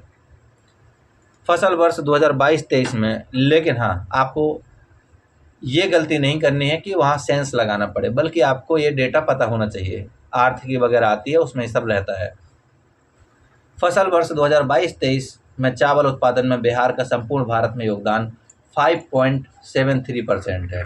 अब ये याद रखिएगा, क्योंकि अगर 10 भी मिले 9 भी मिले तो आपको याद रहेगा कि नहीं ये गलत है। वर्ष 2022-23 अंतिम अनुमान बिहार में चावल उत्पादन 79.02 लाख टन था, जबकि पूरे भारत का 1357.55 लाख टन था। चलिए बढ़ते हैं आगे। लगता है कि किसी कृषि वैज्ञानिक के हाथ में पेपर था इस बार। हाँ, तो देखिए अगला क्वेश्चन है, कपास फसलों के संदर्भ में निम्नलिखित कथनों पर विचार कीजिए। हालांकि एक बात तो माननी पड़ेगी कि 2024 का पेपर जो था इसमें हर एक पोर्शन को टच किया गया, हालांकि कुछ स्टैटिक्स चीज़ें छोड़कर। हाँ, तो कपास की फसलों के संदर्भ में निम्नलिखित कथनों पर विचार कीजिए। कपास मुख्यतः खरीफ की फसल है। तो आप पढ़ते हैं 3 प्रकार की फसलों की स्थिति है हमारे भारत में, रबी, खरीफ और जायद। रबी मतलब सर्दियों के सीजन वाला, और खरीफ जो होती है बेसिकली वो आप जानते हैं इसके बाद वाला, जिसमें हल्की आर्द्रता नमी रहती है। इसके बाद जायद की फसल दोनों के बीच में होती है। कपास के उत्पादन के लिए वार्षिक 50 से 75 सेंटीमीटर की मध्य वर्षा की आवश्यकता होती है। हाँ, तो आप इतना अंदाज लगा सकते थे कि कपास जैसी चीज़ अगर पानी ज़्यादा पड़ेगा तो वैसे भी ख़राब हो जाएगी, तो इसका मतलब है कि ये ऑप्शन सी होगा इसका। ए और बी दोनों सही हैं, डी नहीं सी, एक और दो दोनों। कपास खरीफ की फसल है। रबी की फसल हमने आपको बताया सर्दियों में होती है, और सर्दियों में अगर कपास होगा तो नमी ही खा जाएगा। ठीक है, और ज़्यादा वर्षा भी नहीं चाहिए, ना ज़्यादा आर्द्रता चाहिए उसके लिए। इसे श्वेत स्वर्ण कहा जाता है। मान लीजिए पूछ दिया कि ये बताइए काला सोना किसे कहा जाता है, तो पेट्रोलियम को। सफ़ेद सोना किसे कहा जाता है, तो कपास को। यह काली मिट्टी में पैदा होती है। देख रहे हैं काले सफ़ेद का कॉम्बिनेशन, धरती नहीं दिया है, काली मिट्टी में सफ़ेद कपास। वार्षिक वर्षा 50 से 75 सेंटीमीटर चाहिए इसके लिए, जो कि मध्यम वर्षा है। हमारे यहाँ कपास के कौन कौन से प्रकार हैं? लंबी रेशे वाली कपास, मध्यम रेशे वाली कपास, छोटे रेशे वाली कपास, शायद यूपीएससी में 1-2 साल पहले एक क्वेश्चन पूछा हुआ था, एक ऑप्शन बनाकर कि भारत में सभी प्रकार की कपास पाई जाती है, यानी यही था इसका मतलब। हाँ, तो देखिए लाल मृदा भारत के दूसरे सबसे बड़े मृदा समूह को दर्शाती है। तो ये बात तो एकदम सच है, क्योंकि जड़ोल मिट्टी के बाद लाल मिट्टी ही दूसरे सबसे बड़े क्षेत्र में पाई जाती है। दूसरा दिया हुआ है लाल मृदा काली मृदा को दक्षिण, पूर्व और उत्तर दिशाओं से घेरे हुए है। तो ये भी बात एकदम सही है। अगर आप देखेंगे तो ए आर दोनों सही है, लेकिन हाँ आर और ए की व्याख्या नहीं करता है। कौन सा सही है इसका? बी।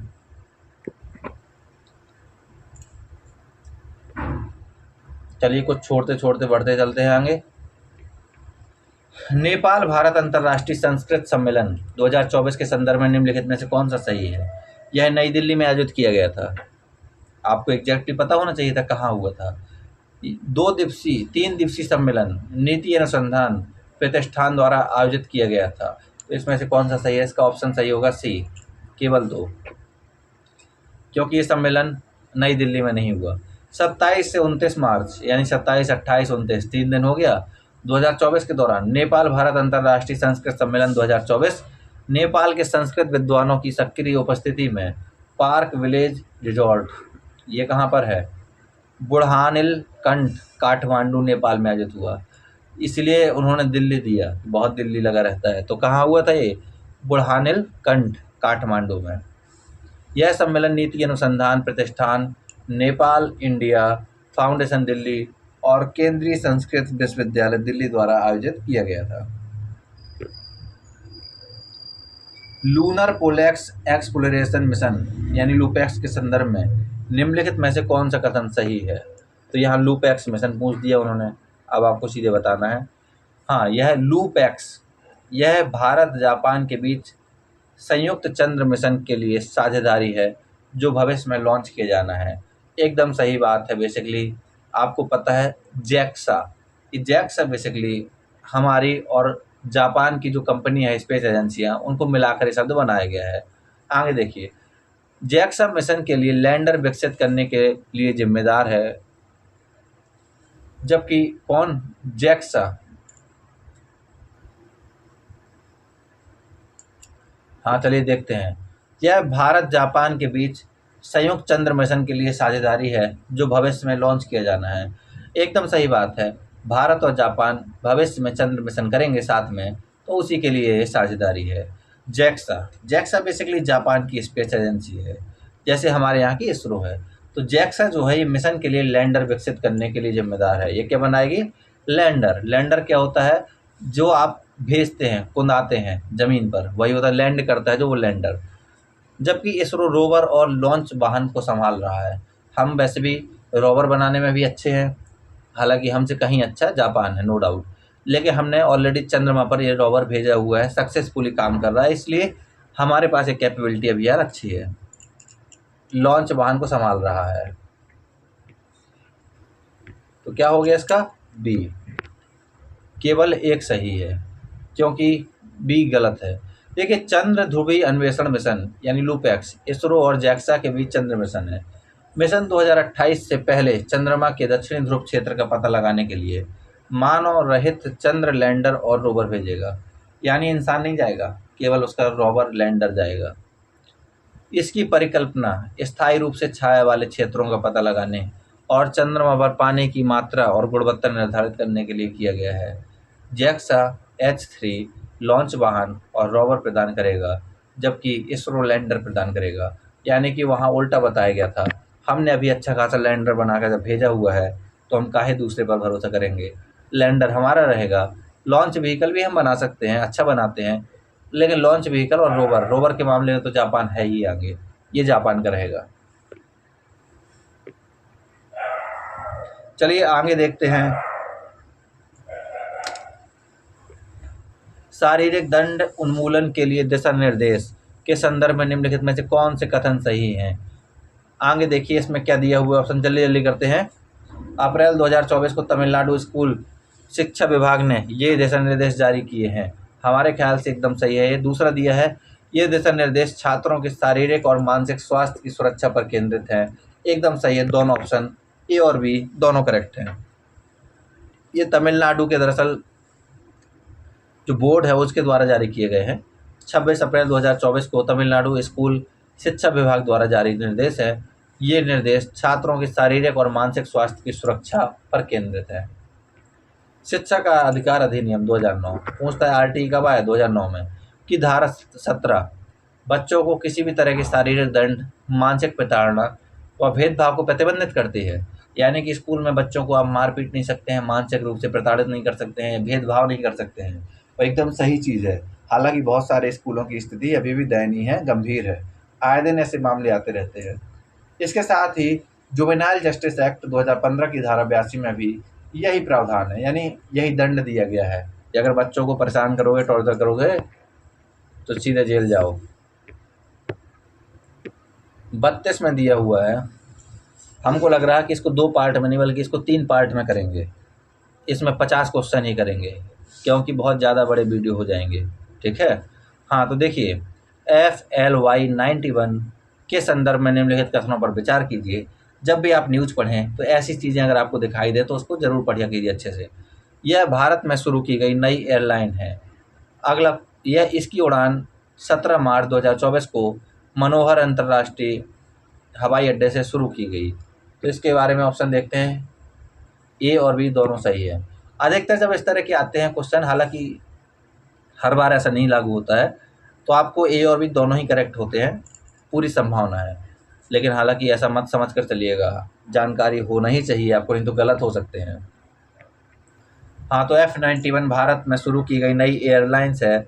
इसकी पहली उड़ान 18 मार्च 2024 को गोवा के मनोहर अंतर्राष्ट्रीय हवाई अड्डे से शुरू हुई। आपको पता होगा मनोहर पारिकर, जो कि हमारे शायद डिफेंस मिनिस्टर भी थे एक समय, और जो एयर डिफेंस सिस्टम जिसकी हम लोग वाहवाही कर रहे थे S-400, इन्हीं के कारण संभव हो पाया था। उन्हीं के सम्मान में इसका नाम रखा गया है मनोहर अंतर्राष्ट्रीय हवाई अड्डा। तो गोवा के थे वो CM पहले, उसके बाद जाकर रक्षा मंत्री बने। मैट्रिक्स MTM क्या है? सिंपल सा क्वेश्चन था, पढ़ा है तो आएगा, नहीं पढ़ा तो नहीं आएगा। इसका ऑप्शन नंबर सी सही है। सीरम इंस्टीट्यूट ऑफ इंडिया द्वारा विकसित मलेरिया के खिलाफ टीका। मलेरिया काफ़ी चर्चा में रहा है, सरकार की भी इस समय बहुत ज़ोर शोर से पहल है कि मलेरिया मुक्त भारत, तो आप जान ही रहे हैं। तो ये मलेरिया के संदर्भ में बनाया हुआ टीका है। चलिए पढ़ लेते हैं इसकी व्याख्या। नोवावैक्स की सहायक तकनीक का लाभ उठाते हुए ऑक्सफोर्ड विश्वविद्यालय और सीरम इंस्टीट्यूट ऑफ इंडिया द्वारा R21 मैट्रिक्स MTM का विकास किया गया है। R21 मैट्रिक्स MTM मलेरिया के लिए विकसित टीका है। विश्व स्वास्थ्य संगठन के द्वारा इस टीके के उपभोग की अनुशंसा की गई है। यानी विश्व स्वास्थ्य संगठन WHO द्वारा कहा गया है कि इस टीके को आप लगाइए, बहुत फायदेमंद है। मलेरिया से रोग अगर मुक्ति चाहिए तो। निम्नलिखित में से किसने कांस फिल्म फेस्टिवल 2024 के अनसदर्न रिकॉर्ड वर्ग में सर्वश्रेष्ठ अभिनेत्री का पुरस्कार जीता है? चर्चा में रहा काफ़ी ज़्यादा। ये कियारा आडवाणी तो बिल्कुल नहीं है, उर्वशी रौतेला भी बिल्कुल नहीं है, इसमें अनुसुईया सेन गुप्ता, ये आपका डी ऑप्शन क्लियर है। कांस फिल्म फेस्टिवल 2024 के अनसर्गेट रिकॉर्ड वर्ग का सर्वश्रेष्ठ अभिनेत्री पुरस्कार अनुसुईया सेन गुप्ता ने जीता। और सबसे बड़ा चीज़ ये पूछा जाता है कि कांस फिल्म फेस्टिवल कहाँ होता है? फ्रांस में होता है। रुद्रम द्विती मिसाइल के संदर्भ में मस्त क्वेश्चन पूछा था बढ़िया से, के संदर्भ में निम्नलिखित में से कौन सा सही है? यह हवा से हवा में मार करने वाली मिसाइल है। अगला था, इसका परीक्षण मई 2024 में राजस्थान में किया गया था। एकदम सही बात है। ना तो इसका 1 ना ही इसका 2, यही इसमें तो अधिकांश लोगों का गड़बड़ हुआ होगा, सबने या तो 1 में लगाया होगा या 2 में। रुद्रम एक स्वदेशी रूप से विकसित ठोस ईंधन से चलने वाली वायु प्रक्षेपित मिसाइल प्रणाली है जो हवा से सतह पर यानी वायुयान में फिट कर दो फाइटर जेट में, वहां से मारेगी। मार करने में सक्षम है। यह शत्रु के कई प्रकार के हथियारों को नष्ट कर सकती है। समझ में आ रहा है? मई 2024 में ओडिशा तट से सुखोई 13 विमान से इसका परीक्षण किया गया। ये पूरी की पूरी इन्फॉर्मेशन होनी चाहिए क्योंकि एग्जाम में नहीं भरोसा क्या पूछ देगा। किस फाइटर प्लेन से इसका परीक्षण किया गया, ये भी इम्पोर्टेंट है। किस तट से किया गया, ये भी इम्पोर्टेंट है। किस समय किया गया, ये भी इम्पोर्टेंट है। किस प्रकार की मिसाइल है, ये भी इम्पोर्टेंट है। तो ये सब चीज़ें इम्पोर्टेंट होती हैं। हाँ, अगला दिया है नवनिर्वाचित राज्य प्रमुख, यानी कि दुनिया के अलग अलग देशों में जो व्यक्ति चुने गए हैं अलग अलग पदों के लिए, उनके बारे में है राष्ट्र प्रमुख और देश। ये तो वही चीज़ है कि मैक्सिमम लोग छोड़ ही देते हैं अगर नहीं जानकारी है तो, और होती भी नहीं है अमूमन जानकारी। हाँ, तो गीतानास नौसेदा आइसलैंड से, लुआंग कुआंग वियतनाम, हालांकि थोड़ा सा अंदाज लगाने की कोशिश करेंगे, हल्ला टॉम सडरटेर लिथुआनिया, और जोन्स राउल मुनिनो पनामा। इसमें से एक का सोच सकते हैं हम लोग, लुआंग कुआंग, इसको वियतनाम बैठा सकते हैं। क्या पूछा है, सही उत्तर सुनिए। हाँ, तो सही उत्तर आपका है बी, यानी ए का 3, गीतानास नौसेदा ए का 3, बी का 2, लुआंग कुआंग वियतनाम।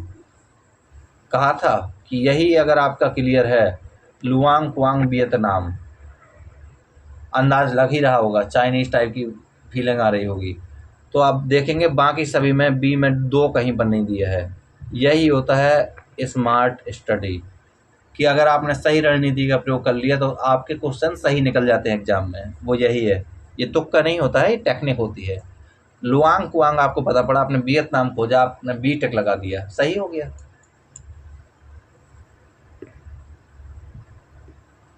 तो गीतानास नौसेदा लिथुआनिया की है। ये लिथुआनिया बेसिकली एक यूरोपियन कंट्री है। आपको पता है फिनलैंड के साउथ में आप देखेंगे तो फिनलैंड की खाड़ी है, जैसे फिनलैंड है तो यहाँ फिनलैंड की खाड़ी है, यहाँ पर है लिथुआनिया, एस्टोनिया, लिथुआनिया, यहाँ पर है ये देश, ठीक है। यहीं पर गल्फ ऑफ रेगो स्थित है, यहीं पर लैटविया है। एस्टोनिया, लैटविया, लिथुआनिया, इन तीनों को मिलाकर हम कहते हैं बाल्टिक स्टेट, ठीक है। चलिए बढ़ते आगे, तो कहाँ तक पहुँचे हैं, 37 की ओर चल दिए है। हाँ, तो यहाँ पर भी कथन कारण दिया हुआ है, देख रहे हैं कितना लेंदी पेपर है। प्रारंभिक राष्ट्रवादियों में से अधिकांश को ब्रिटिश राज ईश्वरीय देन लगता था, यानी जो हमारे देश में आरंभिक राष्ट्रवादी थे उनको लगता था कि जो ब्रिटिश राज है भारत में वो ईश्वर की देन है, जिसका उद्देश्य आधुनिकीकरण लाना है। तो ये हमारे संदर्भ में कहा गया कि हम भारतीयों को क्या ऐसा लगता था।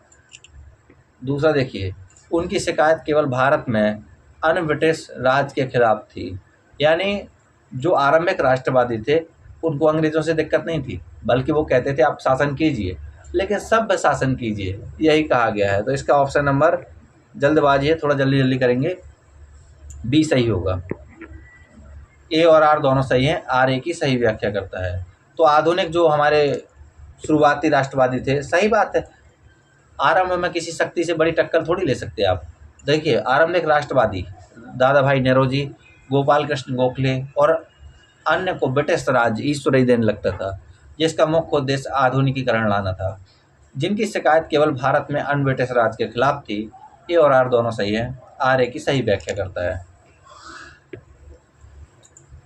38 क्वेश्चन, विलियम जे एच आर्चबोल्ड के संदर्भ में निम्नलिखित कथनों पर विचार कीजिए। क्या है ये, वे म्योर सेंट्रल कॉलेज इलाहाबाद के प्राचार्य थे। पता नहीं, बड़ा अजीब क्वेश्चन था, पहली बार सामना हुआ इससे।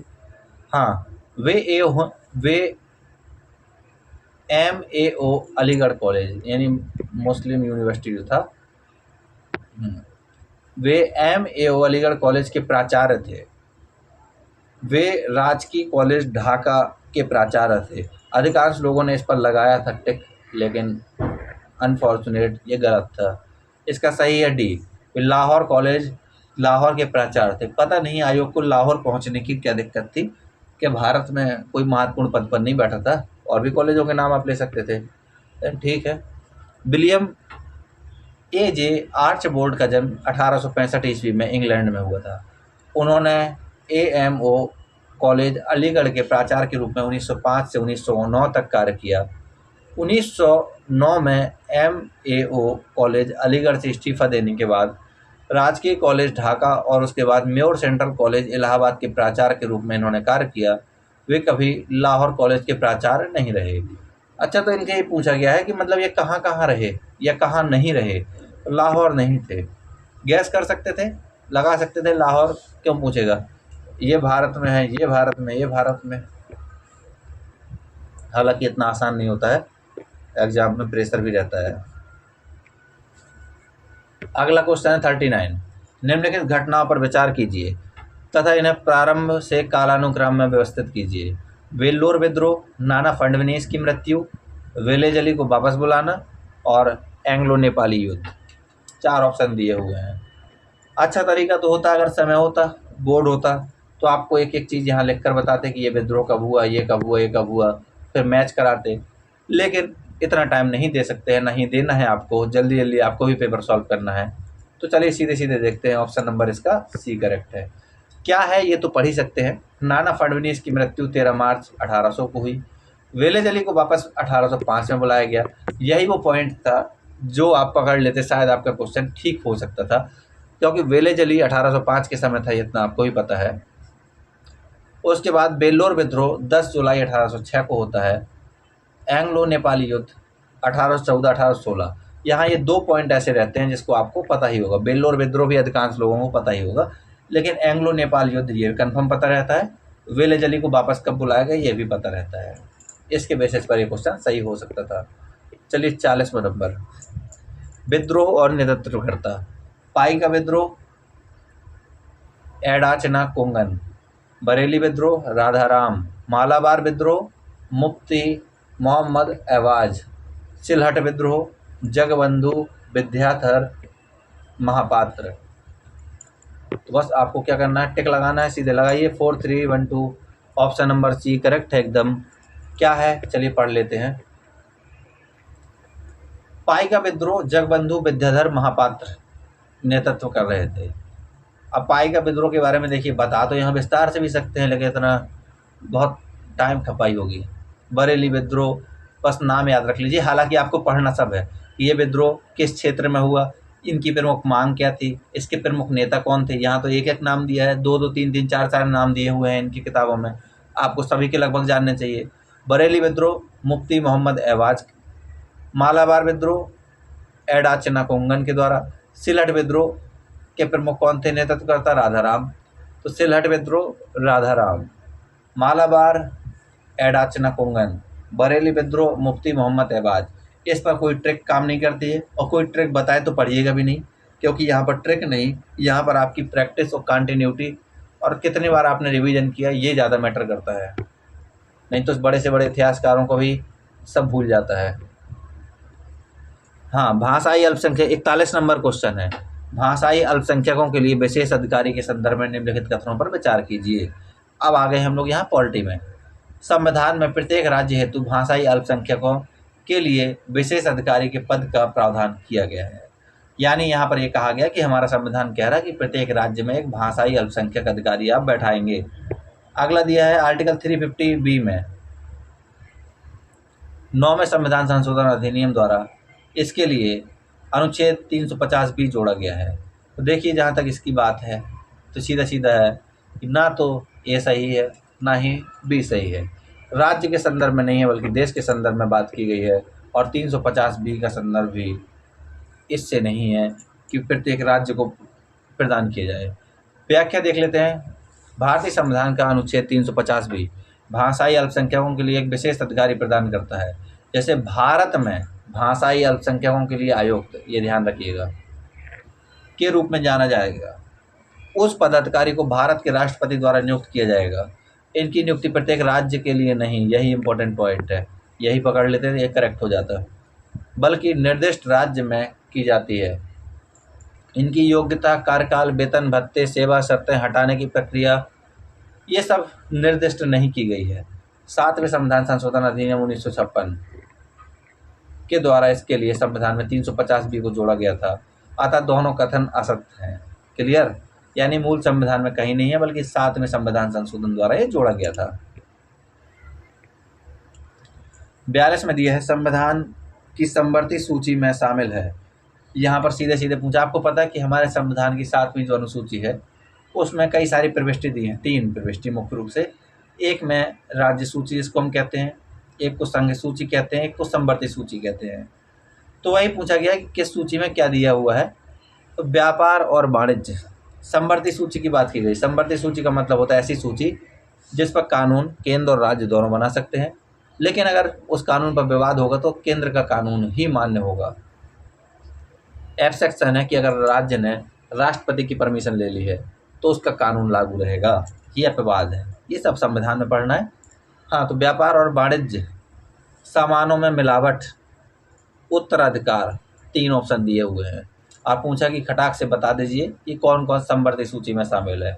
तो आपको बता दें कि व्यापार और वाणिज्य, खुद सोच कर देखिए क्या ये संभव है कि व्यापार के लिए सिर्फ और सिर्फ केंद्र सरकार नियम कानून बनाए, राज्यों की कोई सुने ही ना? क्या राज्य ऐसा होने देंगे? नहीं। तो एक तो आपका, तो इसका मतलब हुआ कि यहाँ पर आपके ए बी सी तीनों ही सही हैं। उत्तराधिकार को लेकर भी दोनों ही बनाते हैं कानून। चलिए देख लें, यहाँ पर काफ़ी सारी चीज़ें दी हैं, इसको पढ़ लेना भी ठीक ही रहेगा। भारतीय संविधान की समवर्ती सूची की 52 प्रविष्टियों में समवर्ती सूची में कितनी प्रविष्टि दी हुई हैं, कितने विषय दिए हुए हैं? 52। तो उसी में लिखा है सामानों में मिलावट, उत्तराधिकार, स्टाम्प ड्यूटी, ड्रग्स और जहर, बिजली, समाचार पत्र, आपराधिक कानून, श्रम कल्याण, शिक्षा, वन, नापतोल, न्याय प्रशासन, वन्य जीवों एवं पक्षियों का संरक्षण विषय सम्मिलित किए गए हैं। उत्तर प्रदेश लोक सेवा आयोग द्वारा अंतिम कुंजी में विकल्प ए को सही माना गया है, जबकि सही उत्तर विकल्प डी है। हालांकि पता नहीं आयोग को क्या था कि उसने विकल्प ए सही माना है, और जब आयोग ने माना है तो आप भी मान लीजिए, लेकिन सिर्फ पेपर के लिए, बाकी आप याद रखिए तीनों ही सही हैं। शायद आयोग संविधान से भी ऊपर हो गया है। फातिमा बीबी का हाल ही में निधन हुआ है, उनके बारे में निम्नलिखित कथनों पर विचार कीजिए। वह भारत के सर्वोच्च न्यायालय की पहली महिला न्यायाधीश थी। बचपन से रट्टा घाला जाता है कि भारत की पहली महिला सर्वोच्च न्यायालय की मुख्य न्यायाधीश कौन थी? पहली महिला न्यायाधीश, ना कि मुख्य न्यायाधीश, ठीक है, यही थी। उन्होंने 1997-2001 तक केरल राज्य के राज्यपाल के रूप में सेवाएं दी हैं। वह उच्चतर न्यायपालिका में पहुंचने वाली पहली मुस्लिम महिला थी। उम्मीद है तीनों, इसका केवल 1 और 3 सही है, यानी बी गलत है। केरल राज्य की राज्यपाल के रूप में सेवाएं नहीं दी, या फिर दी हुई हैं तो वो डेट अलग है। देखिए पढ़ते हैं। फातिमा बीबी भारत के सर्वोच्च न्यायालय की पहली महिला न्यायाधीश थी, जिन्हें 6 अक्टूबर 1989 को नियुक्त किया गया। वह इस पद पर पहुंचने वाली पहली मुस्लिम महिला थी। उन्होंने तमिलनाडु में, अब सवाल ही खत्म हो गया जब तमिलनाडु आ गया, तो वर्ष 1997 से 2001 तक राज्यपाल के रूप में सेवाएं दी। उनका पूरा नाम था मीरा साहेब फातिमा बीबी। 44 नंबर, कौन सा संशोधन अधिनियम भारत में स्थानीय शासन से संबंधित है? ये तो ऐसी चीज़ है कि हर व्यक्ति को पता होगा। 73वां और 74वां संविधान संशोधन, इसी का संबंध है भारत में स्थानीय स्वशासन से। 1992 में किया गया था, लेकिन इसको अब पढ़ेंगे नहीं क्योंकि हर किसी को पता है। राष्ट्रीय बौद्धिक संपदा अधिकार नीति के संदर्भ में निम्नलिखित कथनों पर विचार कीजिए। पहला दिया है, यह दोहा विकास एजेंडा और ट्रिप्स समझौते के प्रति भारत की प्रतिबद्धता को दर्शाता है। यानी दोहा में एक समझौता हुआ था, तो उसी को लेकर के भारत की प्रतिबद्धता है उसको दर्शा रहा है। अगला क्वेश्चन दिया हुआ है, अगला पॉइंट, औद्योगिक नीति और संवर्धन विभाग। भारत में इस पर डायरेक्टली क्वेश्चन इसके पहले पूछा जा चुका है। भारत में बौद्धिक संपदा अधिकारों के विनियमन करने के लिए केंद्रित अभिकरण है, तो इसका हमारे ख्याल से ए और बी दोनों सही होगा। सही है। राष्ट्रीय बौद्धिक संपदा अधिकार नीति वाणिज्यिक मंत्रालय के तहत, ध्यान रखिएगा पूछा जाएगा किस मंत्रालय के अंतर्गत आती है। और आंतरिक व्यापार संवर्धन विभाग, इसके बारे में ये सब डायरेक्टली क्वेश्चन पूछे जाते रहे हैं, किस मंत्रालय के अंतर्गत आता है। 2016 में राष्ट्रीय बौद्धिक संपदा अधिकार नीति को अपनाया। इस नीति का प्रमुख लक्ष्य क्रिएटिव इंडिया, इनोवेटिव इंडिया है, याद रखिएगा लक्ष्य भी। यह दोहा विकास एजेंडा और ट्रिप्स समझौते के प्रति भारत की प्रतिबद्धता को दोहराता है। ट्रिप्स भारत में बौद्धिक संपदा, यहाँ ट्रिप्स है, ठीक है, भारत में बौद्धिक संपदा अधिकारों के विनियमन करने के लिए केंद्रित अभिकरण है। अच्छा, ट्रिप्स है, ये ट्रिप्स बेसिकली आंतरिक व्यापार संवर्धन विभाग की बात की जा रही है। भारत विश्व व्यापार संगठन का सदस्य है और बौद्धिक संपदा के व्यापार संबंधी पहलुओं पर समझौते के लिए प्रतिबद्ध है। 46 में दिया हुआ है, यहाँ ये एनवायरनमेंट से संबंधित क्वेश्चन है। यहाँ आपको एक प्रक्रिया बताई गई थी कि पूरा ये बताइए जो जैविक अनुक्रम होता है यानी बायोटिक सक्सेशन, उसका क्रम क्या होता है। तो सीधे सीधे याद रख लीजिएगा, सबसे पहले माइग्रेशन होगा, सीधी बात है। यानी कि सबसे पहले आप किसी स्थान के लिए माइग्रेट करेंगे, फिर आप वहाँ पर इस्टेब्लिश होंगे। माइग्रेशन के बाद आस्थापन, फिर वहाँ के लोगों के साथ आपका इंटरेक्शन या रिएक्शन होगा, प्रतिक्रिया करेंगे। और जब प्रतिक्रिया में जो व्यक्ति जिंदा बचेगा लास्ट में, वही स्थिर रूप से जीवन जिएगा। तो ए ही सही है, ठीक है। काफ़ी बड़ा दिया हुआ, पढ़ लेते हैं। जैविक अनुक्रम निम्नलिखित व्यवस्थाओं से होकर गुजरता है। नग्नीकरण, यानी सबसे पहले एक ऐसी ज़मीन होगी, बंजर ज़मीन, जिस पर कुछ नहीं होगा, घास फूल पत्तियाँ कुछ भी नहीं होगा। फिर वहाँ कुछ लोग प्रवास करेंगे, ये क्रम है, यही क्रम है ज़िंदगी के बसने का हर जगह के। फिर कुछ लोग प्रवास करेंगे, प्रवास करने के बाद वहाँ रहना शुरू करेंगे, उनके बीच कंपटीशन होगा, कंपटीशन में प्रतिक्रिया करेंगे और अपने अस्तित्व को बचाने की कोशिश करेंगे, और लास्ट में स्त्रीकरण आएगा। नगरीकरण आमतौर पर बंजर स्थल के निर्माण के साथ शुरू होता है। प्रोपेग्यूल्स के आगमन को प्रवास कहा जाता है, यानी जो बाहरी प्रजातियां हैं वो सब आती हैं, उसको प्रवास कहा जाता है। प्रोपेग्यूल्स के वे पदार्थ हैं जो किसी जीव को उसका जीवन चक्र को अगले चरण में ले जाते हैं। आस्थापन वनस्पति और वृद्धि की प्रक्रिया है। जैसे जैसे वनस्पति विकसित होती है और उनका विस्तार होता है, विभिन्न प्रजातियां प्रकाश, स्थान, पोषक तत्व के लिए प्रतिस्पर्धा करती हैं। प्रतिक्रिया में स्वजनित परिवर्तन होते हैं। स्त्रीकरण कथित रूप से स्थिर चरमोत्कर्ष समुदाय का गठन करता है। चलिए अगला देखते हैं। निम्नलिखित में से 47 है, जिनमें से एक को अभिकथन 1, अभिकथन 2 कहा गया, वही है कारण कथन वाला। चलिए देखते हैं। सापेक्षिक आर्द्रता वायु के तापमान में वृद्धि के साथ घटती है। सीधे पूछा है कि बताइए, जैसे तापमान में वृद्धि होगी क्या सापेक्षिक आर्द्रता घटती जाएगी? ये ज्योग्राफी है, आपको अच्छे से पता होगा। बाष्पीकरण में वृद्धि के साथ निरपेक्ष आर्द्रता में वृद्धि होती है, यानी जैसे जैसे बाष्पीकरण बढ़ेगा वैसे वैसे निरपेक्ष आर्द्रता बढ़ेगी। इसका मतलब हो गया ए और आर दोनों ही सही हैं, लेकिन चूंकि एक तरफ सापेक्षिक आर्द्रता की बात है, एक तरफ निरपेक्ष आर्द्रता की, तो इनका कोई ताल्लुक नहीं है। तो ऑप्शन नंबर सी सही हो जाएगा। अब इसकी व्याख्या करेंगे। सिंपल सी बात है, सापेक्षिक आर्द्रता का मतलब होता है कि जैसे जैसे तापमान कम होता जा रहा, इसका मतलब है सापेक्षिक आर्द्रता बढ़ती जा रही है। किसी निश्चित वायु दाब और तापमान पर वायु के निश्चित आयतन में उपस्थित जलवाष्प की वास्तविक मात्रा तथा उसी दाब एवं तापमान पर आयतन की वायु को संतृप्त करने के लिए आवश्यक जलवाष्प की मात्रा के अनुपात को वायु की सापेक्षिक आर्द्रता कहते हैं। देखिए, उनका काम है किताबों का लिखना।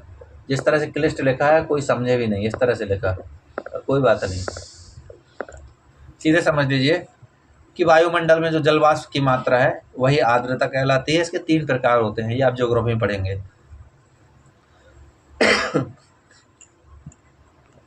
चलिए अगला देखते हैं। 48 नंबर में दिए निम्नलिखित में से कौन सा सही सुमेलित है? ये एनवायरनमेंट का क्वेश्चन है, कोई बहुत डेप्थ से क्वेश्चन नहीं था, सीधा सीधा था। हेलोक्लाइन सागरी जल के तापमान से संबंधित है, थर्मोक्लाइन वायु के तापमान से संबंधित है। तो पूछना था कि इनमें से कौन सा सही सुमेलित है। तो हेलोक्लाइन आपको पता है कि सागरी जल के तापमान से नहीं बल्कि लवणता से संबंधित है इसका, तो यहाँ से गलत करते चलिए सीधे सीधे। हाँ, थर्मोक्लाइन वायु का तापमान, ये तो सही है एकदम। थर्मो नहीं, ये भी गलत है। थर्मोक्लाइन वायु का तापमान नहीं होता है, ये भी गलत हो गया। तो थर्मोक्लाइन वायु का तापमान होता है क्या? नहीं होता है। थर्मोक्लाइन में वायु का तापमान नहीं होता है। अगला देखिए, अगला दिया है इकोक्लाइन जैव विविधता, ये भी सही नहीं है। पाइक्नोक्लाइन सागरी जल का घनत्व, तो यहाँ पर यही सही है आपका। सही सुमेलित है बताना है तो ये सही हो गया आपका। पाइक्नोक्लाइन सागरी जल के घनत्व से संबंधित है। यहाँ पर 4 ऑप्शन दिए हुए हैं। हेलोक्लाइन सागरी ऊर्ध्वाधर लवणता को दर्शाता है। थर्मोक्लाइन गहराई के साथ तापमान को दर्शाता है। इकोक्लाइन परिष्कृत तंत्र में क्रमिक और निरंतर परिवर्तन को दर्शाता है। पाइक्नोक्लाइन सागरी जल घनत्व को दर्शाता है। 49वां नंबर वही है। सूची 1 को सूची 2 से सुमेलित कीजिए। चलिए बढ़ते हैं आगे। हाँ, यहाँ पर बेसिकली घास के मैदान दिए हैं, आपको अच्छे से पता है पुछताछ घास का मैदान कहाँ है, विश्व के पुष्पीय क्षेत्र कौन से हैं, ठीक है। तो पूछताछ तो आपको पता ही होगा, कम से कम हंगरी में है। तो डी का लगा कर देखिए, ए शायद कहीं आ जाए, ये नहीं होगा, ये नहीं होगा, यानी ए और बी नहीं होंगे, बचे दो। चलिए देखते हैं आगे। पौधारोपणशाला, यहाँ देखिए स्टेपीज घास के जो जो ये क्रायोफाइट स्टेपीज, क्रायोफाइट का मतलब होता है ऐसी जगह जहाँ पर सिर्फ और सिर्फ बर्फ ही बर्फ हो, एकदम पूरे में दूर दूर तक बर्फ की चादर ही हो। तो इसका संबंध हो गया किससे? बर्फ कहाँ होती है? टुंडा में। तो इसका बी का हो गया डी, तो बी का डी कहाँ पर है? यहाँ बी का 4 ये रहा। तो क्या और है? नहीं, तो ये सही हो गया। पौधारोपणशाला सीओ सावर, क्रायोफाइट स्टेपी आर्कटिक टुंड्रा से संबंधित है। विश्व के पुष्पीय क्षेत्र एडोल्फ एंगलर से संबंधित है। पूछताछ घास के मैदान हंगरी। हाँ, इनपुट डिवाइस पूछा था, कंप्यूटर का क्वेश्चन था। जो लोग कंप्यूटर चलाते हैं वो जानते होंगे कि माउस इनपुट है। माउस से क्या करते हैं आप? इनपुट ही तो देते हैं मॉनिटर पर। कीबोर्ड क्या है? इनपुट ही तो देते हैं। स्कैनर को लेकर डाउट था, क्योंकि बाकी तो सब लगभग ठीक ही था। स्कैनर भी क्या है? इनपुट ही देते हैं। आप किसी चीज़ को स्कैन करते हैं तो इनपुट ही तो दे रहे हैं आप। जैसे आप मॉल में जाते हैं तो आपका बिल बनता है तो वो स्कैन करते हैं ना आपके प्रोडक्ट को, तो आप क्या इनपुट ही तो दे रहे हैं। तो ये सही हो गया इसका। माउस, कीबोर्ड और स्कैनर ये सभी इनपुट है। चलिए बहुत बहुत धन्यवाद, क्योंकि इसी में पर्याप्त समय लग गया है और गला भी उतना स्वस्थ नहीं है। मिलते हैं अगले वीडियो के साथ, तब तक के लिए बहुत बहुत